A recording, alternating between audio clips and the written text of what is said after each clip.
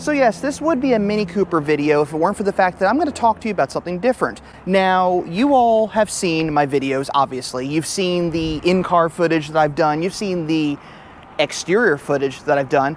All that has been done with GoPros. In fact, you're watching me right now on footage filmed on a GoPro, specifically the Hero 11. Now, why the Hero 11?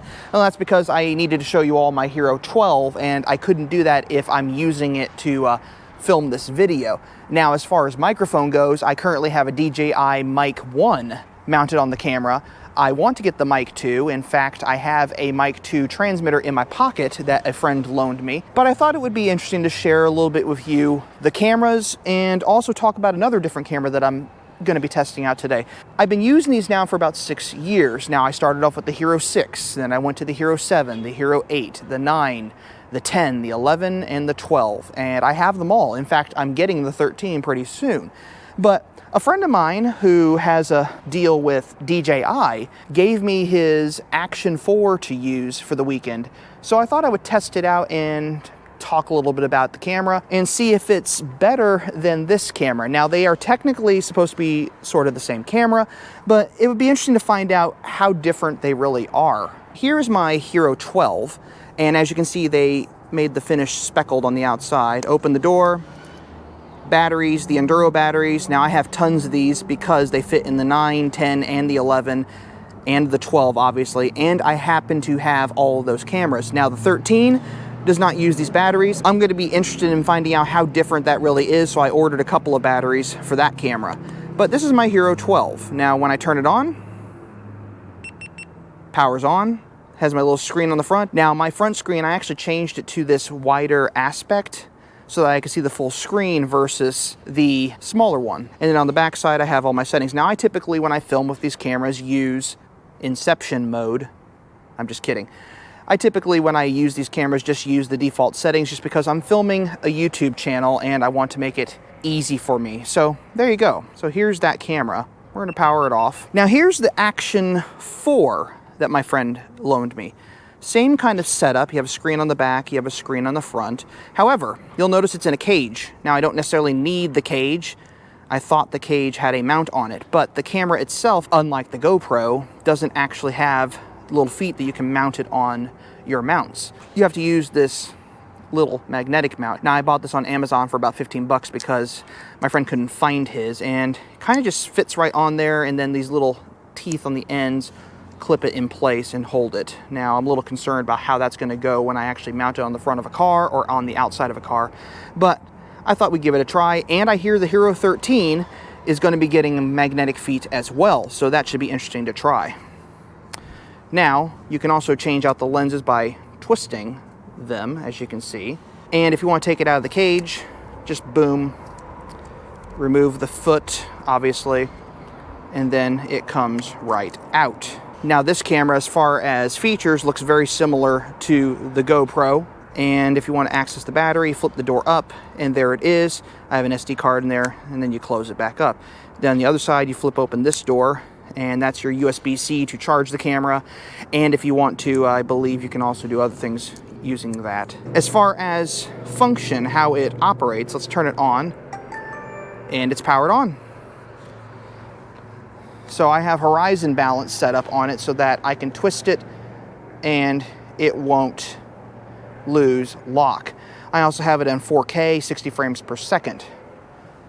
My Hero 12, I have it on the normal mode, but I also have it on horizon lock as well, and it's at the highest settings, which if I wanted to go any higher, I don't need to for this purpose, but there you go. So now we just got to figure out how different or how similar these cameras are. So I'm going to mount them on the car, do some video, and we're going to test these out. Now, before we get this started, I got the cameras mounted up here, but another neat thing about the DJI Action 4 that the GoPro doesn't do is this is the new DJI Mic 2. And what's cool about this is, unlike my camera we're currently listening to, which has a receiver, you don't need a receiver to hook these up to the Action 4 and I believe the Action 5 when it comes out. So that's kind of a cool thing. Plus, this has a really nice way of connecting to the top of the microphone versus what I currently have. So easier to put on and easier to use. So nice Really nice feature there. Okay, so as of right now,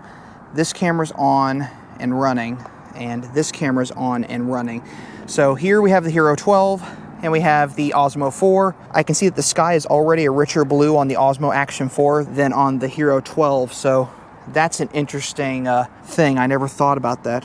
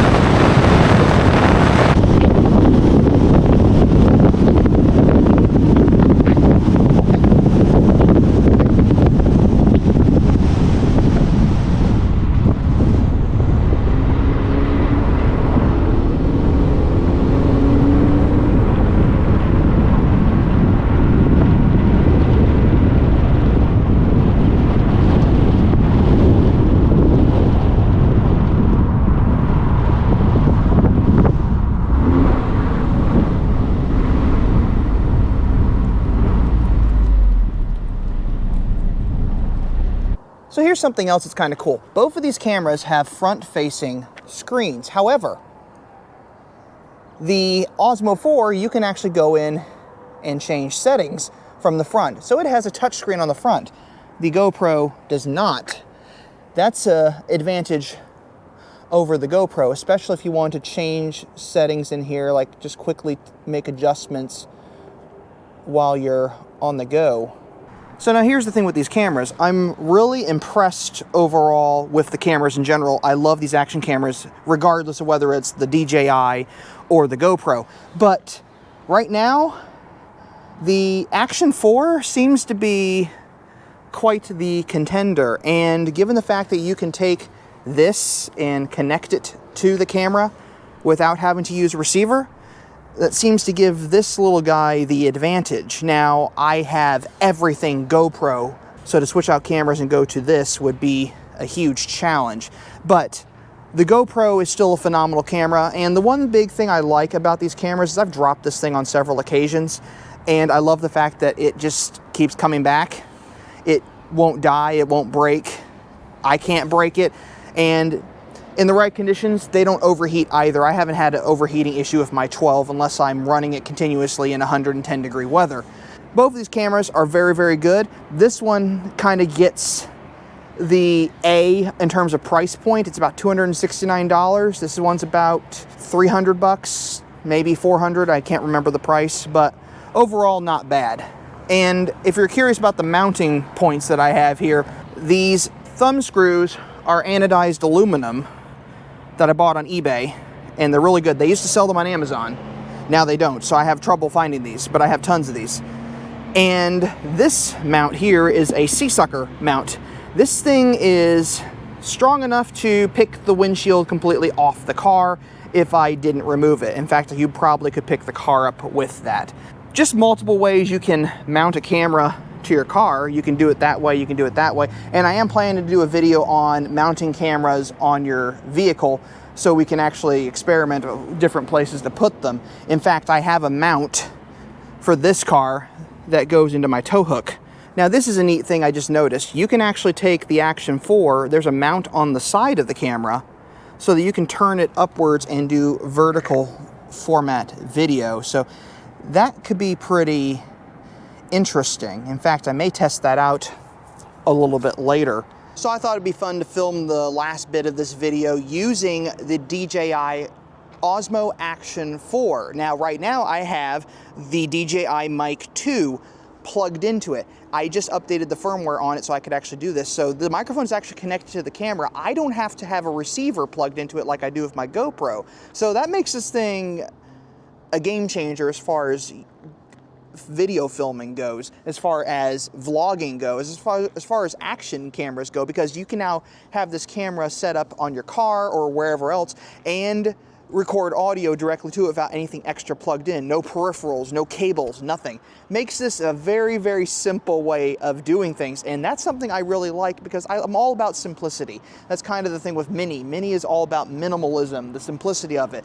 I'm all about that. I like the simplicity of it, even if it is a complex piece of equipment. So there you go. I have this microphone hooked up to this camera that you're all listening to, and did you notice the coloring that we're seeing on this video right now? Look how great this is. It's just amazing.